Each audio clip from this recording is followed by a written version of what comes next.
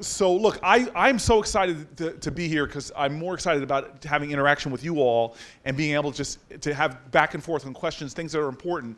And so I don't really want to give you like a long speech to begin with. I really want to get into the issues that are on your mind.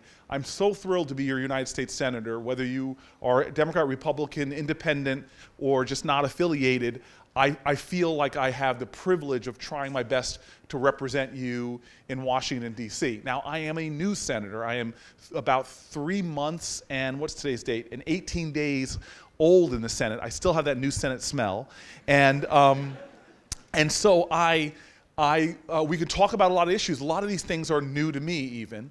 And so I would love to go through them as much as possible. But really what I wanted to talk with, steal 10 minutes of the time, is just to talk about you for a second and really challenge you.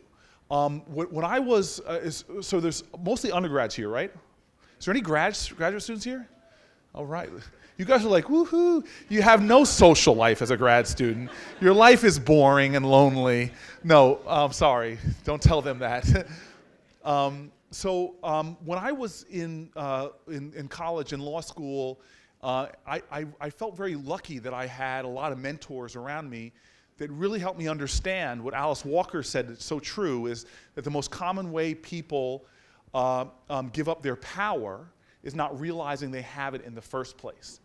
And the truth of the matter is, if you look at the globe, history of the globe over the last, let's pick just like 50, 60 years, young people have been at the center of some of the most exciting dynamics for change and progress. If you look at the uprisings in Soweto, if you look at the demonstrations in Tiananmen Square, if you look at the modern civil rights movement in the United States, it was young people that were really at the center of them. And what sort of gets me excited about being a United States Senator, you have to understand, I was a guy that came out of college really not, first of all, I wasn't interested in politics because I didn't think that that was necessarily a great way to make change.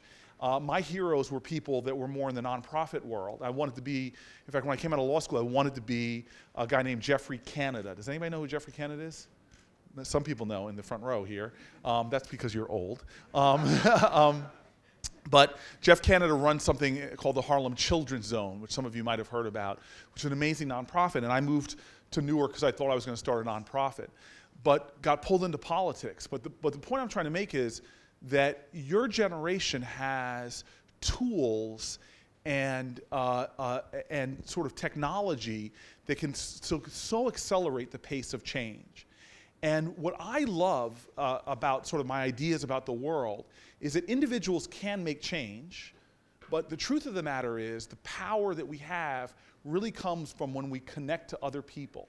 As Mayor, I used to always say that uncommon coalitions are necessary to create uncommon change. Now, when I studied history, I loved chapters in history that sort of demonstrated just what I showed you. Young people making a difference and being innovative in their thinking. If you know the civil rights history, for example, of our country, which I was really obsessed with because I had two parents that were involved in the civil rights movement, just as a kid, you hear these stories around the kitchen table that I just became obsessed with reading about it. And there's some wonderful books, Parting the Waters by Taylor Branch, Let the Trumpet Sound, I think, by Stephen Oates, that are two great books that have this one part in African-American history and in American history and the civil rights history that's so incredible about those two things coming together. And for me, it all is a testimony to this idea that if you can create virality in love, now viral love is not a sexually transmitted disease, but when love goes viral, it can create radical transformations on the planet Earth. And so the chapter in the civil rights movement that this was when this guy, Martin Luther King, who's a person whose names we know, when it's Black History Month, we hear his speeches and so on and so forth. But the civil rights movement, you have to understand, was strong not because of individual leaders, but because of the collective strength of the people in the movement. Names we don't even know about, of people that did incredible things, black, white, Christian, Jewish, Muslim, who were doing as foot soldiers doing incredible things. And in Birmingham, this is a wonderful moment about the virality of love. When love goes viral, incredible things happen. And in this part in the movement, King was failing. In April of 1963, he was frustrated and unable to make a difference that much of a difference to get people to march and protest in Birmingham. He ends up getting put in jail. Some of you, I hope, have read the letters from the Birmingham jail. Yes? Could you quote a passage for me? No? Come on. We are all caught in an inescapable network of mutuality, tied in a common garment of destiny. Injustice anywhere is a threat to justice everywhere. Good, you've heard that. And so, but the problem was he wasn't succeeding. So he comes out of jail, and two young people, Dorothea Cotton and James Bevel, go to him and say, hey, let us organize this group of people that you haven't really let get that involved. Let us organize these people, and we're gonna win this battle. And King is very hesitant to listen to these guys. And then he relents, and they organize over 1,000 of these people in 16th Street Baptist Church, and it was amazing. And the people that they organized were young people, ages 8 to 18. One of these people is actually an assemblywoman in the New Jersey legislature right now. One of these kids, I think one of the chapters in the books I quoted to you is called The Children's Miracle. Her name is Assemblywoman Tucker, was there, and one of the kids that was organized.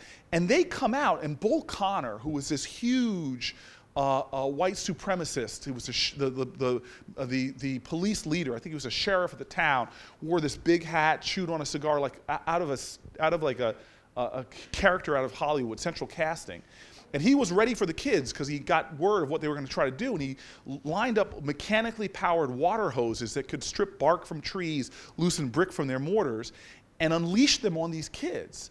And young kids, 8, 9, 10 years old, are being hit by powerful hoses, slammed against buildings, rolled down the concrete. And there wasn't that many people paying attention, but the few reporters that were there reported on it. Bull Connor rounded them all up, put them in school buses to take them to prison, marked the first time in American history, in the modern civil rights movement, that a jail in any city was filled. And King was so ecstatic that they organized again, another 1,000 kids. Parents were getting upset. What are you doing taking our kids out of school? It's like, King was like, this is the best education they'll ever get. Now go marching, but now the national media is there because they knew this was going to be another showdown with children facing these huge sheriff officers. And this time, Bull Connor doesn't just use hoses, he uses dogs and unleashes the dogs on the kids. Now, the next day after this carnage, kids getting bit, and it was just awful, awful happening, but it was captured by the national media, and the courage of these children, the love of these kids went viral. So viral that it was on the front pages of newspapers from Iowa to the Soviet Union, which was mocking our democracy. And before you knew it, what happened? Once something goes viral, it's amazing. Suddenly, Joan Baez and Dick Gregory, you all know who those people are, I hope? Making me feel old, but and thousands of other people descending on Birmingham, and before you knew it, the segregation fell. They won. Now, I've seen that in my lifetime. We've seen this in recent history, how that kind of virality, that kind of organizing, that kind of connection makes change. Remember, there's an old saying, and we'll talk about this tonight with some of your questions. One of the old sayings I've learned in Washington in the short time I'm there is change doesn't come from Washington, change comes to Washington. When I walk onto the floor of the United States Senate, only the 4th African American ever elected to the position. I walked into one room where there's a staff member, a black guy, comes up to me and literally starts crying because he hasn't seen that many folks with my ethnicity in that institution.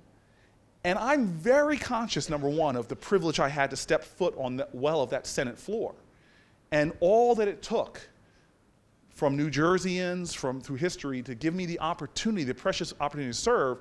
But I was also cognizant of the fact that a lot of the changes I heralded and the legislation that I celebrate, from the Voting Rights Act, the Civil Rights Act, didn't come because a bunch of senators said, hey, this is a great thing to do.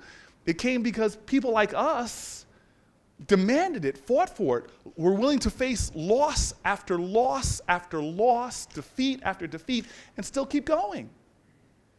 And so understanding this history, when I got into politics, I didn't forget this. I said to myself, I've got to find ways to connect with other people and try to drive change. The last time I was in a legislature was when I was a city council person, youngest person ever elected in Newark's history at the time. A 20-something was elected to the city council in Newark and spent a year getting nothing done. Nothing done. It was so hard. I mean, I thought I brought in, like, the budgets were all screwed up, and I studied budgets from other cities and brought in examples and whatever. I couldn't get eight of my colleagues to vote with me to do anything. At that time, the mayor of the city was determined to make my life hell, and so my car was ticketed everywhere I parked, even when I was in front of City Hall with other council people, you know. My driver's license was getting suspended by the municipal court, like crazy stuff. And so at the end of that year, I remember where I came from. So there was, I got into a fight. This amazing woman named Elaine Sewell, who was a tenant president of a place called Garden Spires, she gets so upset about what's going on. There's violence out in the community at these two high-rises. She calls me up and says, "You got to do something." I'm like, "What can I do?" She goes, "We elected you to make change." And I'm like, I can't even get 5 votes to do anything. I'm setting a record in this place for being outvoted 8-1. And so I start telling her why I can't do things. She starts demanding that I do something. We start getting into a fight. She's like, "You got to get the police out here and get us more police protection." I go, "I can't even get the cops to stop ticketing my car, for God's sake." And finally, we hang up at each other. And out of anger, this woman who fought so hard to get me elected to this position, I was so proud to be a city council person in Newark, New Jersey, and now I'm yelling and arguing with the person that elected me. And I never forget, I go home, I was living in these other high-rises called brick towers, and I'm going to go home, and the tenant president of my building is a woman named Miss Virginia Jones. And Miss Jones we just talked about her tonight. I just came from a celebration of the prosecutor's office in New Jersey. She used to work in the prosecutor's department. This woman was about 5 feet and a smidgen tall, in her like 60s or 70s, and she scared me. Toughest woman there was, and she used to stand in front of the building as like a sentinel on guard.